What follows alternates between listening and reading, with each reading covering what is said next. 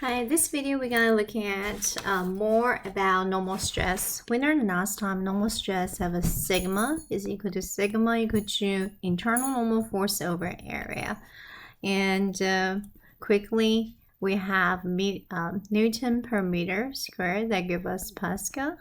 And if we have Newton per millimeter squared that give us megapascal. And if we have kilonewton per millimeter square, that will give us gigapascal. Okay, so knowing that, let's look at our PowerPoint slides here. That's our chapter 1, slide 21.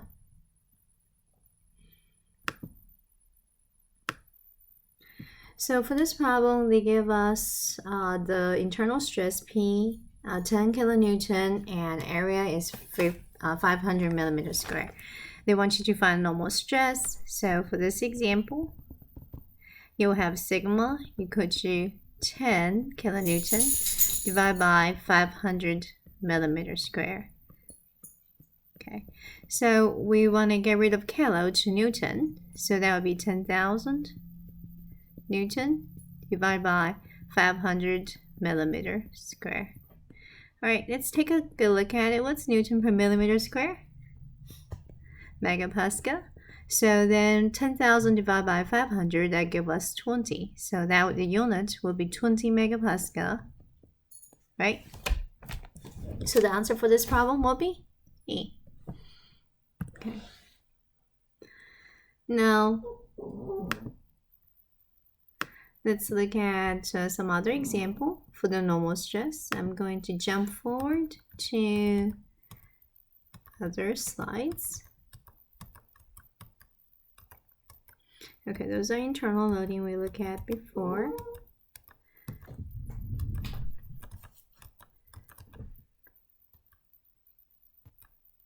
Okay, so this is slide 57. We're gonna look at this particular example.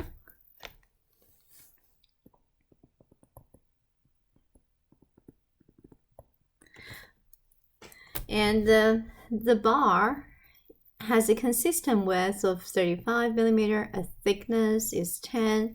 They want you to find the maximum normal stress in the bar with this set of external loading. So for this, how do we solve this internal loading or the maximum internal stress?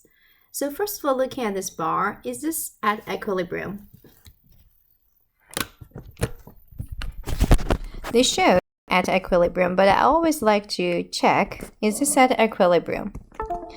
Then you have 12 kilonewton going to the left, and there's a pair of 9 kilonewton, so that would be 12 for the left. You have 12 plus 9 times 2, that gives us 30 kilonewton.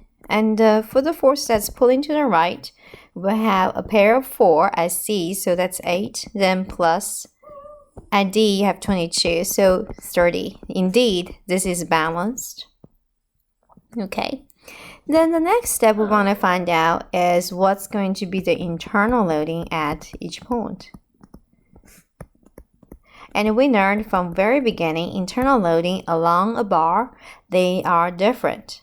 So this is just that scenario. They're different.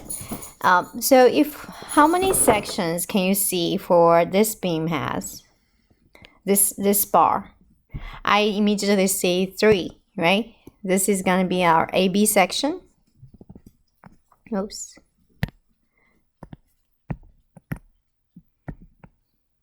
We have AB section, and we have BC and CD. Those are the 3 different sections. They are going to have totally different internal loadings. So if I were to cut AB, which showing this FBD here, if we cut anywhere between A and B, and have a choice to look at the left section or the right section, obviously left section will be easy. Then the only force on there is 12 kilonewton. So what will be balanced at internal loading, right? Actually, here I'm going to draw that. So this is my FBD number 1. At point A, I have this 12 kilonewton. This is where I cut. And I want to find the internal loading here. Remember, internal loading is a set of 3. The first one is what? Normal force. And normal force, it's going to be perpendicular to the cross section. Another force is what? Shear. Another one is what? Bending. So this is a set of 3. But look at this problem. This problem is what? This problem is axial loading. What does axial loading mean? Which means all the external forces, all the loadings are along the axis of this bar. Okay? Because you look at all those forces, they are all along the axis. If it's axial loading, what can we get? What do you think the shear is equal to? Internal shear. Look at this problem. Summation of forces at y, that equal to 0. And v is only 1 going at the y direction. So v is equal to 0. And if we were trying to find this bending moment, we're going to do moment about where we cut. And this 12 kilonewton going through where? Where we cut. So the moment of arm is 0, and so is normal force, so is the shear. So that we're not showing up in the equation, and you have this bending moment plus m. Make it counterclockwise. That gave us equal to 0. So what do we get? M is equal to 0. So from this example, you learned for axial loading, your internal shear is 0, and so is our bending moment equal to 0. So the only internal loading is only what? Only our N. Because if we do some forces at the x direction, we'll have this N to the right minus 12 going to the left equal to 0. Then your N internal normal will be 12 kilonewton. Okay? So at internal loading at section AB, anywhere I cut between A and B, I will get internal loading, internal normal force as 12 kilonewton. So work on the same FBD number 2. Now we're going to look at the BC section. And go back to this PowerPoint right here. If we were cut anywhere between B and C, how about right here? Then we look at the left side. We have all the external loading, 12 kilonewton at A and a pair of 9 at B. Then this is what we're solving. We already know shear and bending moment is equal to 0, which only give us the normal force. This is our normal. And this normal force will be 9 times 2 plus 12, that give us 30. Okay, so the BC section, the normal force will be 30 kilonewton. The last section, CD section. If we were cut anywhere between C or D, you here would be easier to look at the right section, right? And at point D, you have 22. And then here, based on our sign convention, here you are using the sign convention again. To make this to be positive to normal, we have to be what? Tension. So this is going to be going this direction, and that gave us 22 to balance up. Okay? So in other words, in between CD section, the normal internal force is 22 kilonewton. If we were drawing this along the axis, we'll get this shape. So between A and B, any points in between A and B, they're going to share the same internal normal as 12 horizontal line. And once you get to BC section, this normal force gets to 30. And then when you get to the CD section, the normal force gets down to 22. Okay? So what do they need to know? They want to determine the maximum normal stress. Okay? So here's a question for you. There are 3 sections here for this bar. Which section has maximum normal force based on this graph here? Yes, BC. BC has a maximum, so this is a maximum. And in order to, so the third step, they want you to find a maximum of the normal stress.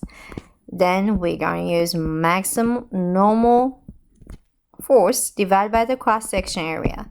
This cross-section area for this entire beam, regardless which section you are at, either AB or BC or CD, they have the same uniform cross-section because they have the same width of 35 and the thickness is 10. So in other words, we're going to use this maximum value for the normal, 30 kilonewton, and this cross-section is a rectangle, so it's 35 times 10. That gives us millimeter square. And to make it a little easier, so we can change kilonewton to newton, then 35 times 10 millimeter square. And we're already talking about Newton per millimeter square give us a unit of megapascal. So the rest is just a calculation for this problem, and that gives us 85.7 megapascal. And that is your maximum stress. Okay.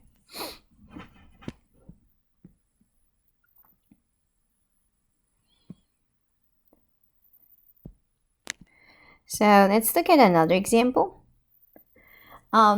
This is in your slide 65. And so you have this lamp supported by rod AB and BC. And AB has a diameter given 10 millimeter. BC given a diameter, it's a thinner rope, 8 millimeter. They want you to find normal stress in each rod. So they want you to find the sigma stress in AB section and sigma in BC section. Okay, and so this is a problem that help us to review our statics, because first thing you're going to draw is this FBD diagram right here of the lamp. You have this weight, AT times 9.81, that give us the Newton in weight, and FAB and FBC. Remember, AB and BC, both two ropes are 2-member force, right? Which means it's going to be along the rope line of action. So we're going to solve AB and BC. And we have two equations because all the three forces going through the same point B, you won't have moment equation. So when you go ahead and solve Fx and Fy, when you set up the equations and you got those two values here, I want you to go ahead check those equations and see if you get the same equation as the slides here. Then once you solve them, we are going to using this internal force you figured out divided by the area. Since it's a circular cross section, it's going to be pi r square. And we got the average for both of them. Again, I want you to verify those answers by yourself. Okay, so that's for the normal stress. Very straightforward. Really nothing particularly new, right? So that's all. I'll see you next time. We're going to talking about shear stress.